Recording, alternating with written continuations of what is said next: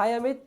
चलो अपना आप मतलब इंट्रोडक्शन दो, अपना नाम बताओ, अपना परसेंटाइल बताओ और अपना मार्क्स बताओ, और तुमने जेई में क्या मीन्स कब दिया था जेई वो भी बताओ। हेलो एवरीवन, मेरा नाम अमित कुमार है। मैं पटना बिहार से बिलोंग करता हूँ और जेई मेंस मैंने फरवरी चारों अटेम्प्ट दिए थे लास्ट ईयर के। और मेरे परसेंटाइल 97.71 परसेंटाइल आया था, जिसमें मेरी रैंक 21 के 255 बनी थी। अच्छा, चलो। और आप अभी किस ईयर में हो? अभी मैं फर्स्ट ईयर में हूँ और मेरा फर्स्ट सेम चलने वाला है और हाँ, एंड सेम आने ही वाला है बहुत जल्द। अच्छा, एनआईटी कालीकट में हो, है ना? एनआईटी कैलीकट में, एनआईटी हाँ, जो कालीकट कि में। इंडिया का टॉप 5 हाँ, एनआईटीज़ में से आता है। तो तुमने जब काउंसलिंग किया था तो तुमने क्या मतलब तुम्हें पहले कौन सा एनआईटी मिला था इससे पहले, या कुछ और मिला था? हाँ हाँ, इससे पहले मुझे मैनिट भोपाल मिला था। उसमें नई ब्रांच निकली थी, मैं डुअल डिग्री प्रोग्राम था, अच्छा। मैथमेटिक्स एंड डेटा साइंस का। ओके। बीटेक एमटेक कंबाइंड था, तो कंबाइंड। वो मुझे मिली थी। पर मैंने उसके बाद सीसैब में भी पार्टिसिपेट किया, अच्छा। जिससे मुझे मैनिट भोपाल से काफ़ी बेहतर कॉलेज एनआईटी कैलिकट अलॉट हुआ। तो ट्रिपल ई सीसेब में डिपार्टमेंट। सीसेब में आने के बाद क्या तुमको लगता है कि बहुत अच्छा मतलब स्कोप रहता है ना, कि मतलब जो बहुत सारे हाँ वैकेंसी हाँ रहते हैं बहुत हाँ अच्छा आपको, क्योंकि 21 के में यार हाँ आपको आईआईटी कालीकट मिल रहा है तो बहुत अच्छा बात है मतलब। हाँ हाँ, वो बहुत सही बात है। हाँ। और आपका मतलब कैटेगरी कुछ, ओबीसी एनसीएल है, हाँ हाँ, मेरी कैटेगरी ओबीसी एनसीएल है, मतलब तो नॉन उसका क्रीमी भी लेयर है तो। रिजल्ट। हाँ, नॉन क्रीमी लेयर। अच्छा ठीक है, तो इसमें भी आपका एडवांटेज थोड़ा ओबीसी का मिला होगा। बट हाँ फिर हाँ, भी बिल्कुल ज़्यादा नहीं बिल्कुल। रहता, जनरल ओबीसी में ज़्यादा अंतर नहीं होता। एक आप बोल सकते हैं कि अगर कोई जनरल कैंडिडेट रहता तो उसे कितना तक में मिलता है ये, मतलब अप्रॉक्स? जनरल कैंडिडेट को हाँ, 14 के रैंक के अप्रॉक्स में मिल जाएगा मिल आराम जाएगा से। ना इसी सैप में हाँ अगर रहेंगे तो। हाँ हाँ हाँ, सी इस सब में में। मिल जाएगा। हाँ। वीडियो में आगे बढ़ने से पहले आप सबको बताना चाहता हूँ कि अन अकेडमी आप सबको दे रहा है 20% ऑफ जो भी जे एस्पिरेंट्स हैं सबके लिए। साथ ही साथ सारे अन अकेडमी सब्सक्रिप्शन में आपको 20% ऑफ मिल रहा है, जो कि कुछ ही दिन के लिए वैलिड है। और आप मेरा कोड यूज़ कर सकते हो VISH, एंड लिंक डिस्क्रिप्शन में है, जाकर देख लेना। साथ ही साथ आपका अन अकेडमी का लाइट सब्सक्रिप्शन मॉडल है वो भी लॉन्च हो चुका है, जिसमें अभी आपको 40% तक ऑफ मिल रहा है, जिसमें आपको 3 मंथ्स में 999 में और 6 मंथ्स आपको इतने अफोर्डेबल प्राइस में आपको स्क्रीन में दिख रहा होगा IIT JEE का सब्सक्रिप्शन मिल जाएगा, जिसमें आपको सारे previous year questions plus test series plus in depth analysis के साथ साथ मॉक टेस्ट सब कुछ मिलेगा। और आप कोड यूज़ कर सकते हो VISH10, लिंक डिस्क्रिप्शन में है, जाकर देख लेना। ये लाइट मॉडल सब बहुत अच्छा है, आप अगर अफोर्डेबल रेट में चाहते हो तो। साथ ही साथ आपको 33% ऑफ मिल रहा है JEE सब्सक्रिप्शन में, आपको स्क्रीन में दिख रहा होगा, जो कि अभी कुछ ही समय के लिए वैलिड है। कोड यूज़ कर लेना VISH10 इनरोल करने के लिए, क्योंकि अभी ऑफर चल रहा है, ये कुछ ही टाइम तक वैलिड रहेगा, फिर आपका जो पुराना ऑफर है वही लागू हो जाएगा। साथ ही साथ मैं आप सबको बता दूं कि आपका बैचेस शुरू होने वाला है। आपका क्रैशेस कोर्सेज एंड बैचेस आपको स्क्रीन में दिख रहा होगा, जो कि इंडिया के टॉप फैकल्टीज आप सबको गाइड करेंगे एंड आप सबको मेंटर करेंगे। और इसके साथ ही अनअकैडमी आप सबको दे रहा है free test series and mock test. So test series and mock test आपको शुरू हो चुका है IIT JEE के लिए। अगर आपने टेस्ट सीरीज में इनरोल नहीं किया अभी तक तो जाकर कर लेना, डिस्क्रिप्शन में लिंक होगा, जाकर देख लेना, जिसमें आपको शॉर्ट क्वेश्चंस मिलेंगे जो कि सेम पैटर्न के होंगे जो JEE मेंस में रहते हैं। साथ ही साथ आपका ऑल इंडिया मॉक टेस्ट भी चलता ही है हर संडे को, तो उसके लिए भी तैयार हो यार।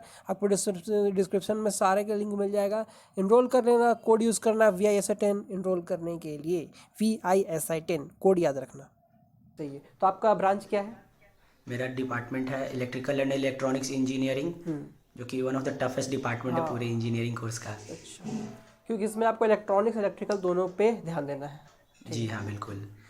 क्या आप बोल सकते हो इसका फ्यूचर स्कोप के बारे में, आपको क्या मतलब कुछ पता है, कुछ भी हो? हाँ, बेस्ट फ्यूचर स्कोप है, क्योंकि इलेक्ट्रॉनिक्स वाले पार्ट पढ़ने से आपको कोडिंग भी सीखने को मिल जाती है, जैसे हमें भी अभी हाँ। फर्स्ट सेम में ही पूरी प्रोग्रामिंग पढ़ाई जा रही है। अच्छा। और इलेक्ट्रिकल वाला पार्ट से आपको सरकारी जॉब, जो गवर्नमेंट हाँ, जॉब होते हैं, गवर्नमेंट। बहुत स्कोप है गवर्नमेंट जॉब में। हाँ हाँ, तो मतलब इलेक्ट्रिकल के प्लेसमेंट्स में भी बैठ सकते हो, कोर में इलेक्ट्रॉनिक्स के भी हाँ कोर हाँ में, हाँ, प्लस कोडिंग मतलब IT सेक्टर में भी बैठ सकते हो। तीनों बिल्कुल जगह बिल्कुल। आपका सब हाँ रास्ता खुला हुआ है ना? हाँ हाँ। ठीक है, तो आप ये बताओ कि आपका 12 का मार्क्स कितना था? मेरे ट्वेल्थ में मार्क्स तो याद नहीं मुझे, पर मेरे परसेंटेज याद है, 87% आई थी ट्वेल्थ में। 87%। आपका बोर्ड कौन सा था, CBSE था? सीबीएसई बोर्ड था, सीबीएसई बोर्ड था, CBSE हमने बोर्ड। एग्ज़ाम भी नहीं दिया था तो। अच्छा।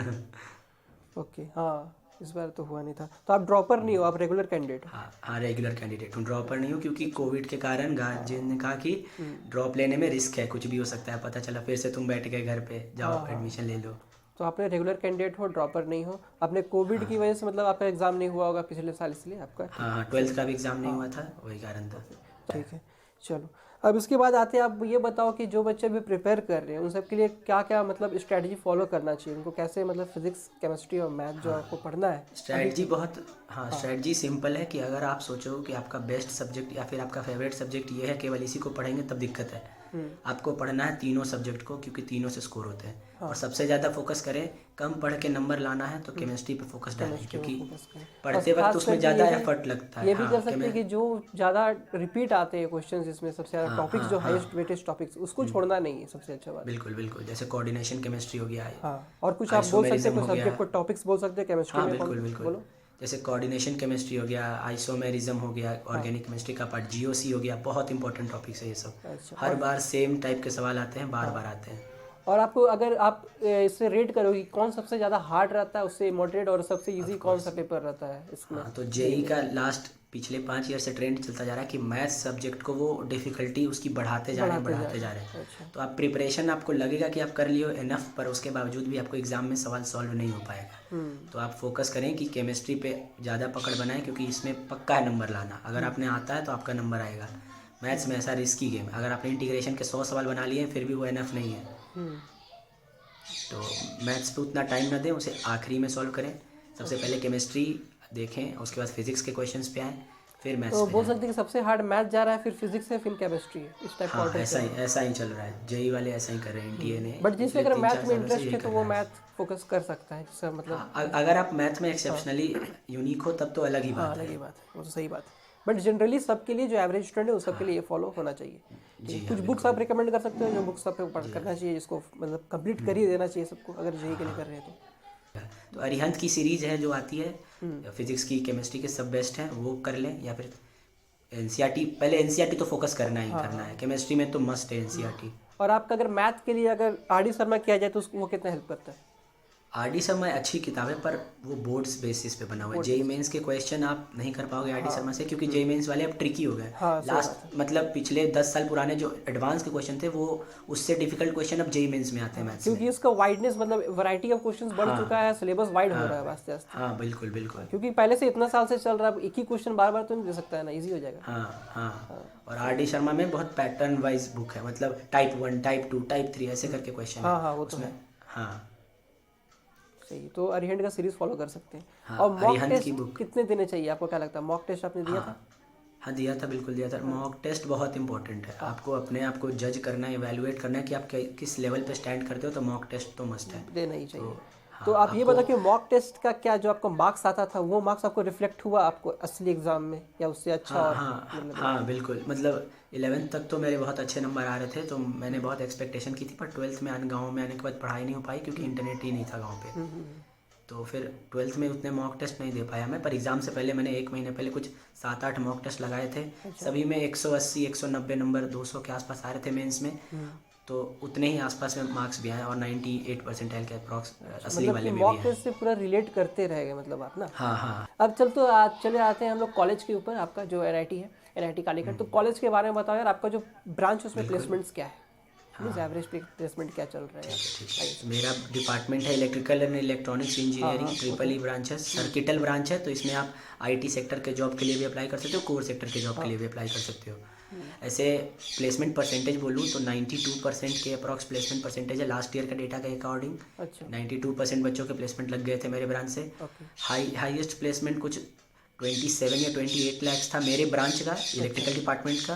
और एवरेज 9.5 लाख के अप्रॉक्स है। तो आप पूरे कालीकट का बता सकते हो, पूरे एनआईटी कालीकट का जो बैचलर्स का, बीटेक का जो एवरेज परसेंटेज क्या, एवरेज प्लेसमेंट क्या रहता है। ठीक है, एवरेज परसेंटेज पूरे कैलिकट का 8.5 या 9 लाख है। अच्छा, 9 पूरे कॉलेज का, क्योंकि इसमें नीचे अप्रॉक्स 10 लाख बोल सकते हो। हाँ अप्रॉक्स 10 लाख, क्योंकि ये नीचे के ब्रांचेस हाँ, की वजह से कुछ है, रिड्यूस हो हाँ, जाता ये भी है। है कि जो ओल्ड एनआईटी से मतलब जो टॉप एनआईटी उसमें ब्रांच बहुत ज़्यादा है। आप ये बताओ कि हाईएस्ट प्लेसमेंट क्या है ओवरऑल सबका, सबसे हाईएस्ट। लास्ट ईयर हम लोग के कॉलेज का हाईएस्ट प्लेसमेंट 68 लाख था। अच्छा, और अगर टेक की बात करें तो सारे जाइंट्स आपको मिलते हैं वहाँ पे, गूगल, बिल्कुल माइक्रोसॉफ्ट बिल्कुल, वगैरह। सारे बड़े बड़े कंपनीज कॉलेज के अंदर प्लेसमेंट लेने के लिए आती है। 17.5 लाख का एवरेज प्लेसमेंट है सीएस डिपार्टमेंट का हम लोग के कॉलेज का। तो ये क्या है कि मतलब ये क्या लगता है कि आप अभी के सिनेरियो में अगर आप कोई कोर ब्रांच में भी जाते हैं, जैसे कि सिविल मैकेनिकल वगैरह में, अगर आप कोडिंग सीखते हो तो आप अच्छे कंपनी में जा सकते हो। बिल्कुल बिल्कुल, मेरे साथ कई दोस्त ऐसे हैं जो कि केमिकल ब्रांच के हैं, बायोटेक के ब्रांच के हैं, और हमारे कॉलेज के जो कोडिंग ग्रुप है या फिर जो कोडिंग क्लब है हाँ।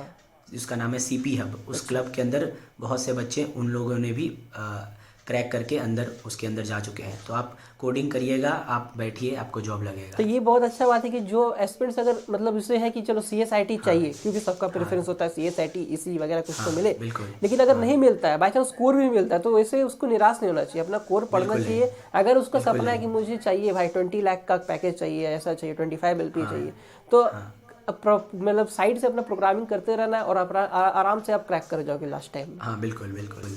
तो अब ये बताओ इंफ्रास्ट्रक्चर के बारे में, तो आपका क्या इंफ्रास्ट्रक्चर वगैरह सब सही है कॉलेज का? हाँ, हमारा कॉलेज बहुत ओल्ड कॉलेजेस में आता है, इंडिया का 1960 के अप्रॉक्स में स्टार्ट हुआ था। तो कोई कोई डिपार्टमेंट जो है उस समय बना है और उसको बार बार रिफर्निश किया जाता है, मतलब बना ठीक किया जाता है, ठीक किया जाता है। पर कोई कोई बिल्डिंग काफ़ी ओल्ड है, जो एडमिनिस्ट्रेशन की बिल्डिंग हुई है, तो वो तो पुराना कॉलेज है तो ओल्ड तो होगा ही, ऊपर से गवर्नमेंट कॉलेज भी है। पर जो नए डिपार्टमेंट्स के ब्रांचेज जैसे केमिकल, बायोटेक, ये इस तरह के ब्रांचेस के जो डिपार्टमेंट्स हैं वो top of the art type का उसका बहुत हाईटेक बनाया गया बेस्ट। हाँ बहुत हाईटेक है। जो जैसे कोड जैसे कंप्यूटर लैब हो गया, जितने भी लैब्स हैं सारे बहुत हाईटेक है, हर एक इंस्ट्रूमेंट। और चूंकि नेशनल लेवल का कॉलेज है तो बहुत फंडिंग आती है कॉलेज को सरकार की तरफ से। तो किसी भी तरह का कोई भी डिवाइस या फिर इक्विपमेंट की अगर आपको ज़रूरत महसूस हो, आप बोलें फैकल्टी एडवाइज़र को, आपको दिलवा दिया। ऐसे आपको कभी नुकसान नहीं लगेगा, नहीं कि कुछ कम है मेरे कॉलेज में। स्पोर्ट्स के लिए सारी फैसिलिटीज़ हैं, जिम है, स्विमिंग पूल है, वो भी ओलंपिक साइज स्विमिंग पूल है। 300 एकड़ से भी ज़्यादा का कैंपस है, पूरा ग्रीनरी है और पहाड़ और सारे ऊंचाई पे स्पोर्ट्स अवेलेबल है, जितने इंडोर बिल्कुल सारे स्पोर्ट्स, हर हॉस्टल का अपना मतलब एक, IITs की खेलने जैसे के कि IITs वगैरह में क्या रहता है कि इंडोर सारे अवेलेबल रहते हैं, आपको जो भी खेलना हो यार सारा, और इंटर कॉलेज स्पोर्ट्स कंपटीशन तो रहता ही है उन सबके बीच में। अभी इसी साल एक डेटा निकला है गवर्नमेंट की तरफ से कि टॉप कॉलेजेस थे, उसका उस डेटे का मैं नाम भुला रहा हूँ, उसके अकॉर्डिंग NIT कैलिकट 9वें नंबर पे आता है। 8 IITs के बाद 9वें पे NIT कैलिकट था, NIT त्रिची से भी ऊपर था। ये बताओ कि वहाँ पे Facilities की कोई क्या issue आप नहीं है। जो एस्पिरेंट्स अभी देखेंगे उनको बोल सकते हैं कि आपको ये क्लब्स या ये इवेंट्स में पार्टिसिपेट करना जी चाहिए, कुछ बिल्कुल कुछ इसके बिल्कुल। बारे में एक्स्ट्रा? हमारे कॉलेज में रागम नाम का जो कल्चरल फेस्टिवल है वो इंडिया के टॉप 10 कल्चरल फेस्टिवल में आता है। कुछ IITs के कल्चरल फेस्टिवल से ऊपर है, क्योंकि बहुत बहुत पॉपुलर है पूरे। बेसिकली बात ये है ना कि केरला के अंदर जो बेस्ट इंजीनियरिंग कॉलेज है पूरे स्टेट का, वो NIT कैलिकट है, इसके अलावा कोई नहीं है। तो एक अगर आप सोचिए कि किसी स्टेट का बेस्ट कॉलेज है तो इसके पास तो ज़्यादा फंड आते होंगे कल्चरल फेस्ट के लिए। तो ये टॉप कल्चरल फेस्ट होता है, 3 दिन तक चलता है, बहुत एंजॉयमेंट है, फुल मस्ती। और कुछ क्लब्स बोल सकते हैं कि क्लब्स किसे ज्वाइन करना चाहिए सबको? बिल्कुल बिल्कुल। कोडिंग के लिए CP हब है। अगर आपको इंजीनियरिंग का ऑल ओवर डिपार्टमेंट का क्लब है, IEEE करके होता है, जो कि IITs के अंदर भी होता है। हमारे कॉलेज के पास भी IEEE का अपना, और मैकेनिकल के लिए, रोबोटिक्स के लिए, हर आप जो बोलिए उसका क्लब है। 100 से भी ज़्यादा क्लब्स हैं 100 से भी ज़्यादा क्लब्स हैं। 100 से भी ज़्यादा क्लब्स हैं, डिपार्टमेंट, ड्रामा, हर चीज़ का क्लब है। तो आप इसमें इंटरेस्ट ले सकते हो, बट आपको चूज़ करना है, सेम वही चूज़ करना है। हाँ, इंडक्शन प्रोग्राम होती है बेसिकली। आपको सेकंड सेम या थर्ड सेम में आपका इंडक्शन प्रोग्राम होगा, सेकंड सेम में। तो अब ये बोल सकते हैं कि जूनियर सीनियर के इंटरेक्शंस क्या है, मतलब कुछ प्रॉब्लम तो ऐसा नहीं, कोई रैगिंग वगैरह कुछ भी? नहीं, बेसिकली ऐसा है कि सीनियर्स जाएंगे आपको स्टार्टिंग में, रैगिंग तो होता ही नहीं। अब क्या है ऐसे रैगिंग होगा, बस आपको थोड़ा बहुत आपको रिस्पेक्ट देना है और क्या, बस वो तो उसके अलावा कोई नहीं। अब ऐसे नहीं कि सीनियर है उसको आप अरे अरे करने लगो, फिर तो वो गुस्सा हो जाएगा ना भाई। आप उसको सर बोलिए, थोड़ा रिस्पेक्ट करिए, और आपका खुद 2 समय के बाद आपको ही बच्चे सर बोलेंगे, आपको भी अच्छा लगेगा। सारे सपोर्टिव है, अगर आप कुछ चाहते हो तो आपको सबको हेल्प भी होता है। अरे हमें तो उन लोगों ने अपने खुद के असाइनमेंट्स और प्रोजेक्ट्स दिए हैं। बहुत सपोर्टिव है सारे सीनियर्स। मतलब कोई प्रॉब्लम की बात नहीं। तो अगर आपको NIT कालीकट मिलता है तो ये लॉस डील नहीं है, आप कुछ भी किसी भी ब्रांच में जाओगे तो आप अच्छा पैकेज ग्रैब कर सकते हो और बहुत अच्छा आपका फ्यूचर भी हो सकता है। आप एस्पिरेंट्स को कुछ बोलना चाहोगे कि आपको बिल्कुल क्या मोटिवेशन रखना चाहिए प्रिपरेशन के दौरान, कुछ भी बोलना चाहो? मैं पहले एक बात बताना चाहता हूँ कि जब मैं कॉलेज सिलेक्शन कर रहा था तो मेरे मन में 2 ख्याल आया कि मुझे एक अच्छी कॉलेज चाहिए या एक अच्छी ब्रांच चाहिए। कहना चाह रहा हूँ कि जब आपको डाउट हो कि बड़ा कॉलेज चाहिए या बड़ा ब्रांच चाहिए, तो आप हमेशा प्रेफरेंस करो अच्छे कॉलेज की तरफ जाने का, क्योंकि अच्छा कॉलेज केवल आपको कॉलेज का नाम नहीं देता, आपको ऐसे लोगों से मिलवा देगा जो ज़िंदगी भर आपके साथ रहेंगे, हमेशा मदद करेगा। और हाँ, और आपके अंदर एक एटीट्यूड आता है कि मैं यहाँ से पढ़ के निकला हूँ। तो मिलते हैं अगले वीडियो में, तब तक के लिए ध्यान रखो अपना, ख्याल रखना, बाय।